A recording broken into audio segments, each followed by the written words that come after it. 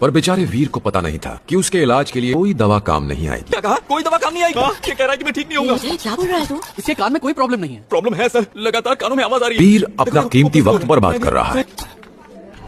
वीर के नयन राजकुमारी के सुंदर रूप को निहारते हैं। नहीं सनी है नीला। देखिए ना सर, ये बस ऊपर ही देखता रहता तुम है। किसी की आवाज को कल्पना करते हो पर वो हकीकत में होती ही नहीं है। होती है, सुनाई भी देती है। हमें जो सुनाई दे रहा है वो बस एक कल्पना है, हमें वो कोई नई चीज नहीं बता रही। क्या आप इसे ठीक कर सकते हैं डॉक्टर? कर सकता हूँ, लेकिन पहले कुछ टेस्ट करवा लो, उसके बाद देखते हैं क्या करना है। आपका बिल कर दो सर। मुझे लगता है कि डॉक्टर सही कह रहे हैं। वीर अपने ख्यालों में खो जाता है। सोच रहा था कि क्या 5149 सोने के सिक्कों को खर्च करना जरूरी है। Sir bill sir.